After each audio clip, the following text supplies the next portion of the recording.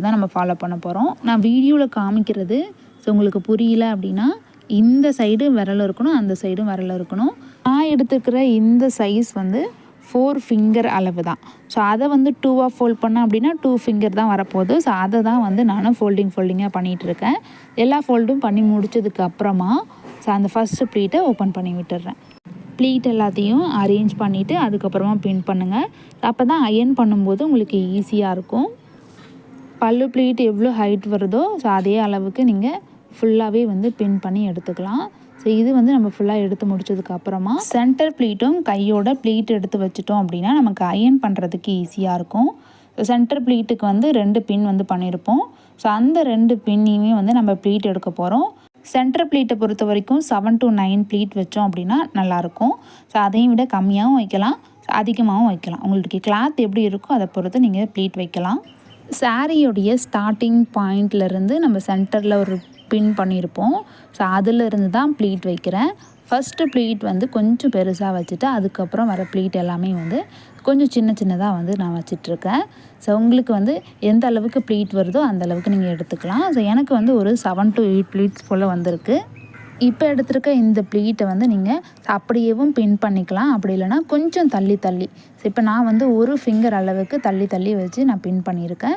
So இதை மாதிரியும் நீங்கள் பின் பண்ணிக்கலாம், உங்களுடைய சாய்ஸ் தான். எல்லா ப்ளீட்டையும் ஒரு போல் வச்சு நீங்கள் ஸ்டிக் பண்ணாலும் பண்ணலாம், இல்லை அப்படின்னா இதை மாதிரி தனித்தனியாக வந்து 1 ஃபிங்கர் அளவுக்கு கேப் விட்டும் நீங்கள் பின் பண்ணிக்கலாம். நான் 1 ஃபிங்கர் அளவுக்கு கேப் விட்டு தான் பின் பண்ணியிருக்கேன். சாரியோடைய பார்டரில் பின் பண்ணுறதால கொஞ்சம் பெரிய சைஸ் பின்னாக எடுத்துக்கோங்க. அண்டர் ப்ளீட்டில் வந்து ப்ளஃபி ப்ளீட்ஸும் வைப்பாங்க, நார்மலாக வந்து ஃபுல்லாக அயர்ன் பண்ணுறதும் பண்ணுவாங்க. ஸோ ரெண்டுத்துக்கும் பெருசாக டிஃப்ரென்ஸ் எதுவும் இல்லை. நம்ம அயர்ன் பண்ணுறத வந்து எந்த அளவுக்கு பண்ணுறோமோ அதை பொறுத்து தான் வந்து அது ப்ளஃபியாவோ இல்லை வந்து நார்மலாகவோ கிடைக்கிறது. ஒரு சைடு பின் பண்ணிவிட்டு அதே மாதிரியே வந்து நம்ம இன்னொரு சைடு வந்து பின் பண்ண போகிறோம். டேபிளில் ஒரு சைடு வந்து ஹேங் பண்ணிவிட்டு இன்னொரு சைடு வந்து நம்ம ப்ளீட் எடுத்தோம் அப்படின்னா நமக்கு ஈஸியாக இருக்கும். ஒன் சைட் ப்ளீட் எடுத்துட்டோம்னாவே நம்ம அதை இப்படி மேலே தூக்கி பிடிச்சாவே அடுத்தடுத்த ப்ளீட்ஸ் வந்து தானாகவே உங்களுக்கு எடுத்து கொடுக்கும். ஸோ நான் அதை காமிக்கிறேன் பாருங்கள். ஸோ இதில் வந்து புட்டாஸ் இருக்கிறதால எனக்கு இன்னுமே ஈஸியாகிடுச்சு. நான் எடுக்கிற ப்ளீட் வந்து அந்த புட்டாஸ் நேராக வருதா அப்படின்னு சொல்லிட்டு பார்த்துட்டு கூட எடுக்கலாம். ஸோ இதுவுமே ஒரு ஈஸியான மெத்தட் தான்.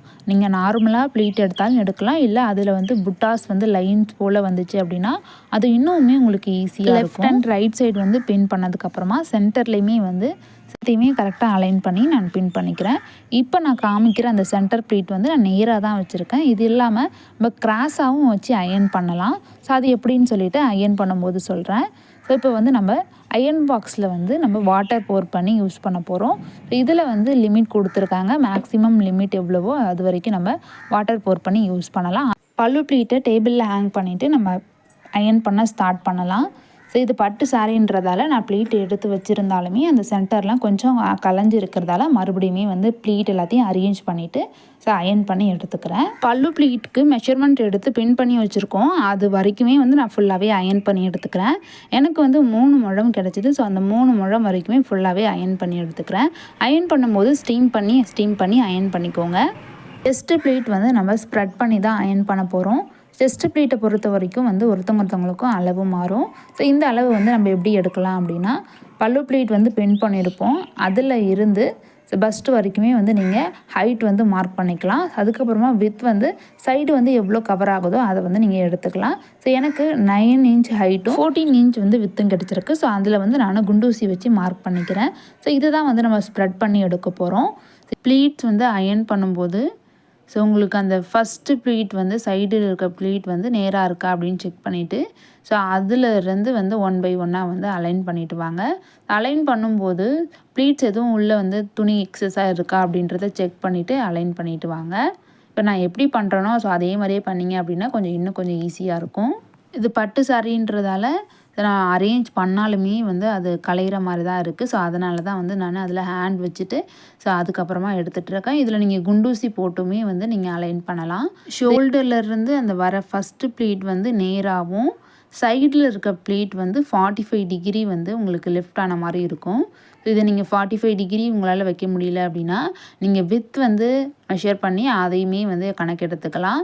ஸோ 1 by 1 வந்து அயர்ன் பண்ணுங்கள். இது பட்டு சாரி அண்ட் நான் 13 ப்ளீட்ஸ் வந்து எடுத்திருக்கேன். ஸோ அதனால் நான் ஒட்டுக்க அயர்ன் பண்ணேன் அப்படின்னா ஓரளவுக்கு கலையிற மாதிரி இருக்குது. ஸோ அதனால தான் 1 பை 1 அயர்ன் பண்ணிவிட்டு ஸோ அதுக்கப்புறமா ஃபுல்லாக வந்து நான் அயர்ன் பண்ணிகிட்ருக்கேன். ஸோ மேலேருந்து கீழே மேலேருந்து கீழேன்னு சொல்லிட்டு அயர்ன் பண்ணுங்கள். நல்லா ஸ்டீம் பண்ணி அயர்ன் பண்ணிக்கோங்க.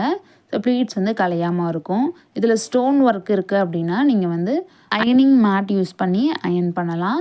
ஸோ எனக்கு பெருசாக ஸ்டோன் எதுவும் இல்லை அண்ட் நான் ரொம்பவும் ஹீட் வந்து பண்ணலை.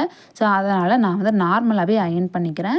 அயர்ன் பண்ணும்போது லைட்டாக ஸ்டீம் பண்ணி அயர்ன் பண்ணிக்கிறேன். ஷோல்டர்லேருந்து அதாவது பல்லு ப்ளீட்லேருந்து 1.5 ஜான் வரைக்குமே வந்து நம்ம ஒரு பின் செக்யூர் பண்ணியிருப்போம். ஒவ்வொரு ப்ளீட்டுக்கும் இருக்க அந்த கேப் வந்து அந்த 1.5 ஜான் வரைக்குமே வந்து 1 ஃபிங்கர் இருக்கிற மாதிரி பார்த்துக்கோங்க. ஸோ நீங்கள் ப்ளீட்ஸ் வந்து கம்மியாக எடுக்கிறீங்க அப்படின்னா 2 ஃபிங்கர்ஸ் வந்து வச்சுக்கலாம். ஸோ நான் இப்போ வந்து ரொம்ப சின்ன சின்ன ப்ளீட் எடுக்கிறதால 1 ஃபிங்கர் வரைக்குமே வந்து நான் கேப் விட்டுக்கிறேன். ஸோ இதுக்கப்புறம் நீங்கள் 2 ஃபிங்கர்ஸ் வைக்கலாம். அந்த 1.5 ஜானுக்கு அப்புறமா மறுபடியும் 2 ப்ளீட்ஸ் வைக்கலாம். நீங்கள் ப்ளீட்ஸ் வந்து கொஞ்சம் பெருசாக வைக்கிறீங்க அப்படின்னா 1 இன்ச் கேப் போல் வச்சுக்கலாம். ஸோ இந்த கேப் வந்து உங்களுக்கு கரெக்டாக இருக்கும்.